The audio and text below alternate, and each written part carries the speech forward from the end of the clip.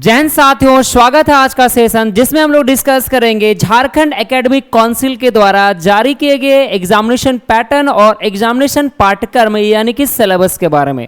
आज का जो हमारा डिस्कशन होगा वो ईटीपी एंटरप्रेन्योरशिप सेशन 2023 और 24 के पाठ्यक्रम और एग्जामिनेशन पैटर्न के बारे में। सबसे ज़्यादा इंपॉर्टेंट होगा आपके लिए ये जानना कि क्या होगा हमारा 23 और 24 के एग्जामिनेशन का पैटर्न।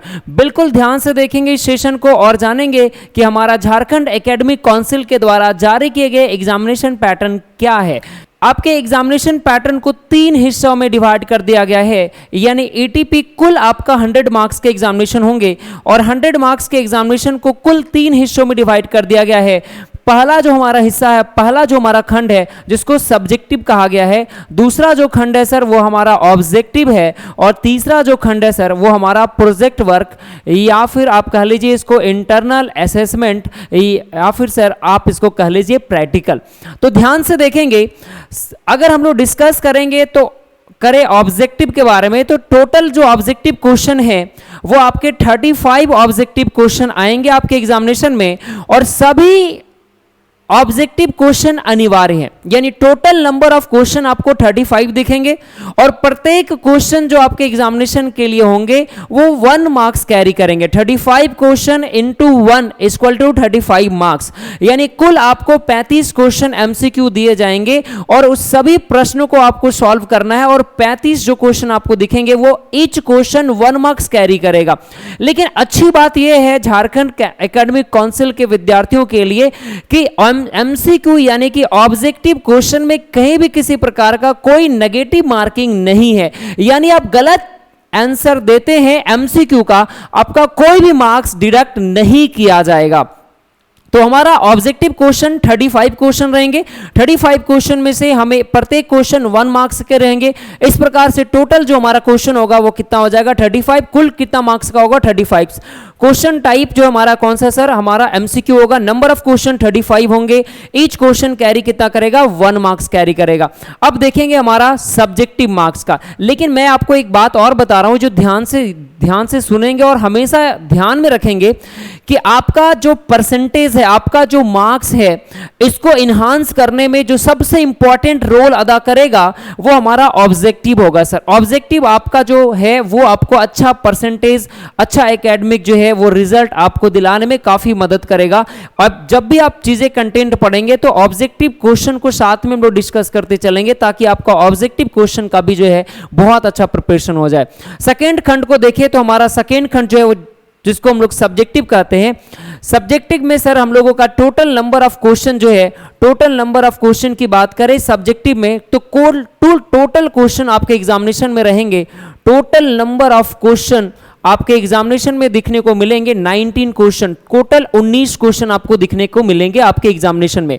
उसमें से आप ध्यान रखेंगे कि 3 हिस्सों में बटा हुआ एक हिस्सा है सर आपका very short answer type question, very short answer type question, जिसमें से आपको 7 क्वेश्चन देने होंगे। 7 क्वेश्चन आपके एग्जामिनेशन में दिखेंगे।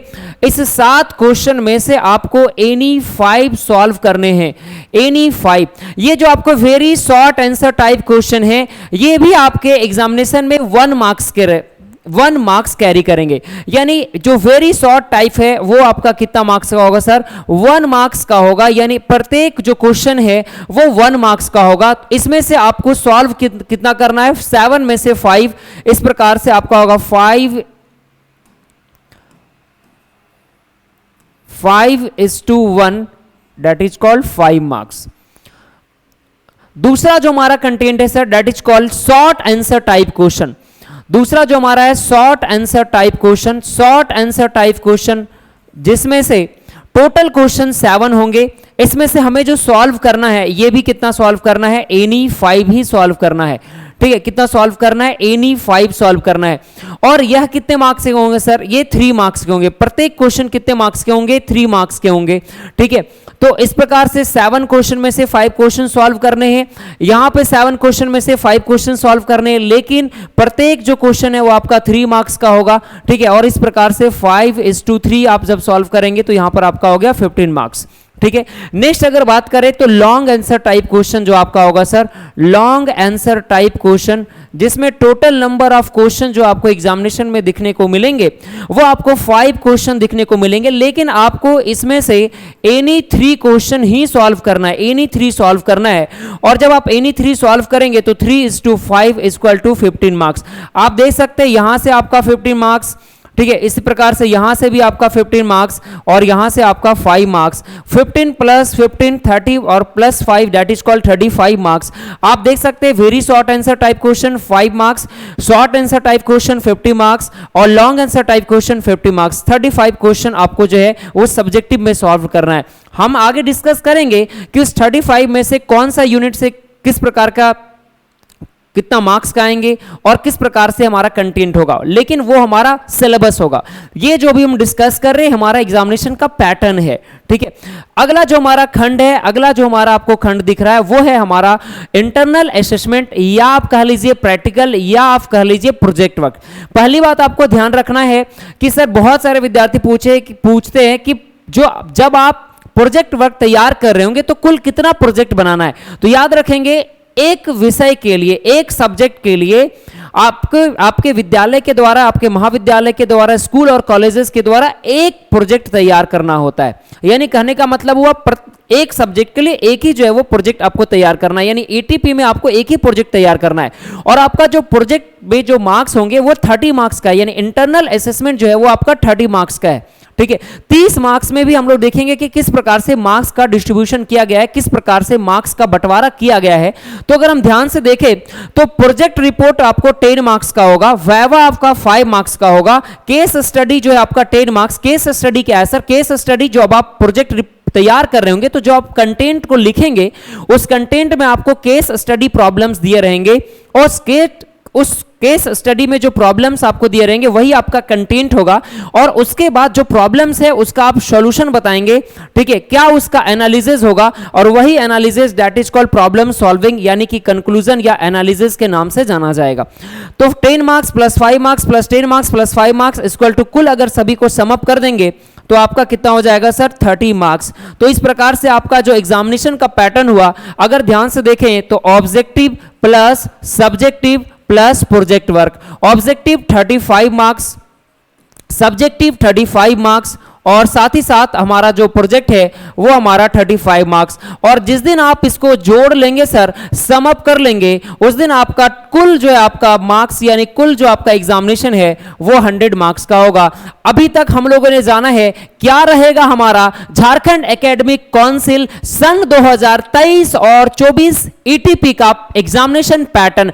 आइए देखते हैं कि हमारा सिलेबस क्या होगा, हमारा पाठ्यक्रम क्या होगा, पूरे एक साल हम क्या मेहनत करेंगे, कौन सी कंटेंट को पढ़ेंगे। तो आपको ध्यान रखना है कि पूरा जो ईटीपी है उसमें से पूरे जो यूनिट्स हैं, पूरे ईटीपी के पाठ्यक्रम के पूरे सिलेबस को 3 हिस्सा में डिवाइड कर दिया गया है। यानी ईटीपी के सिलेबस को 3 हिस्सा में, 3 यूनिट में डिवाइड कर दिया गया, यूनिट 1, यूनिट 2 और यूनिट 3, ठीक है। यानी कुल इकाई सिर्फ 3 है, यूनिट 1, यूनिट 2 और यूनिट 3। यूनिट 1 में सर हमारा जो नाम है, ठीक है, that is called entrepreneurship opportunity and enterprises creation. Unit number 2 जो है सर उसमें हम लोग, हमारा यूनिट का नाम है enterprises planning and resourcing. Unit number 3 sir उसका नाम है हमारा एंटरप्राइजेस मैनेजमेंट। हिंदी में अगर बात कहें तो पहला यूनिट, पहला इकाई है साहसिक अवसर और उद्यम की उत्पत्ति। दूसरा यूनिट की बात करें सर तो उद्यम नियोजन एवं स्रोत, और तीसरा बात करें सर उत्तम प्रबंध, ठीक है। यानी आप देखिए यूनिट 1 से आपको कितना मार्क्स आएगा सर? यूनिट 1 से आपको 20 मार्क्स कैरी करेंगे।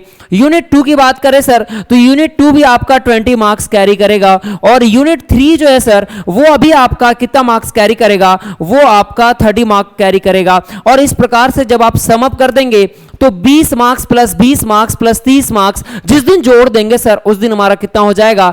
तो 20 प्लस 20 प्लस 30 इक्वल टू 70। तो ये आपका, यानी कि ये 70 नंबर का है। आप बोलेंगे सर ये तो पूरा सिलेबस 70 मार्क्स का है, इसी में से आपका ऑब्जेक्टिव आएगा सर, इसी कंटेंट में से आपका ऑब्जेक्टिव आएगा। और जब ये ऑब्जेक्टिव आएगा तो आपने पढ़ा है, अभी देखा है कि ऑब्जेक्टिव 35 मार्क्स, और आपने देखा है कि सब्जेक्टिव भी आपका कितना 35 मार्क्स, और 35 और 35 that is called 70 marks. Yes या नो सर? बिल्कुल। तो अब देखेंगे कि यूनिट 1 में हमें कितने चैप्टर्स पढ़ने हैं, यूनिट 2 में कितने चैप्टर्स पढ़ने हैं और यूनिट 3 में कितने चैप्टर्स पढ़ना है। मैं आपको बता देता हूं, यूनिट 1 में कुल जो हम लोग चैप्टर पढ़ेंगे 6 चैप्टर, यूनिट नंबर 2 की बात करें तो उसमें कुल चैप्टर पढ़ेंगे हम लोग 10 चैप्टर, और यूनिट नंबर 3 में हम लोग पढ़ेंगे चैप्टर जो है कुल हमारा वो हमारा 7 चैप्टर। ठीक है, तो यूनिट 1 का चैप्टर जो है आपके सामने डिस्कस किया गया है। Unit 1, chapter 1, chapter 2, chapter 3, chapter 4 और चैप्टर 6, ये रहा हमारा यूनिट 1 का चैप्टर, ये हमारा यूनिट 1 का कंटेंट। आप इसको देख लीजिए, और अगर आप चाहते हैं कि आप स्क्रीनशॉट लेना चाहते हैं तो आप इसका स्क्रीनशॉट भी ले सकते हैं कि आपको यूनिट 1 में कौन से चैप्टर्स पढ़ने हैं। यूनिट 1 आपके लिए 20 मार्क्स के होंगे। आइए देखते हैं यूनिट नंबर 2। यूनिट नंबर 2 जो है ये हमारा यूनिट नंबर 2 है, ये भी आपका 20 मार्क्स का होगा, जिसमें हमारे चैप्टर्स आपके सामने, इसमें कुल 10 चैप्टर्स हैं। चैप्टर 2 यूनिट नंबर 2 का चैप्टर्स आपको दिख रहे हैं 7, 8, 9, 10, 11, 12, 13 और उसके साथ ही साथ 14 और 15 और 16, इसमें से कुल चैप्टर जो है वो 10 पढ़ना है सर। आप चाहें तो यूनिट नंबर 2 का कुल कितने कंटेंट है आप इसका स्क्रीनशॉट ले सकते हैं। आई होप आप ले लिए होंगे। दूसरा अगर देखें तो ये अब आपका कंटेंट है यूनिट नंबर 3, और आखिरी जो है सर हमारा यूनिट नंबर 3। यूनिट नंबर 3 में कुल हमने आपको बता रखा है कि 7 चैप्टर्स पढ़ने, ये हम आपका 7 चैप्टर्स दैट इज कॉल्ड वाला अगर बात करें या 17 नंबर सीरियल नंबर से तो फंडामेंटल ऑफ मैनेजमेंट जो हमारा नेक्स्ट है that is called production management and quality control, next है सर मार्केटिंग मैनेजमेंट, उसके साथ ही साथ है financial management and resource of business. Next chapter है chapter number 21 determination of cost and profit, next है 22 पॉसिबिलिटी स्ट्रैटेजी ऑफ ग्रोथ और development, और हमारा आखिरी जो है सर यूनिट नंबर 3 का आखिरी चैप्टर आखिरी content that is called the entrepreneur discipline and social responsibility. एक एंटरप्रेन्योर का क्या क्या सोशल रिस्पॉन्सिबिलिटी है इसके बारे में हम लोग जो है वो अच्छे से पढ़ेंगे और समझेंगे। हमने आपके साथ जो सिलेबस है वो बहुत ही संक्षिप्त में आपके साथ एक्सप्लेनेशन किया है, लेकिन हमने एग्जामिनेशन पैटर्न को बहुत ही अच्छे से एक्सप्लेन किया है। इस सेशन को देखने के लिए आपको दिल की गहराइयों से बहुत बहुत धन्यवाद। ठीक है, थैंक यू सो मच इतना सारा प्यार करने के लिए।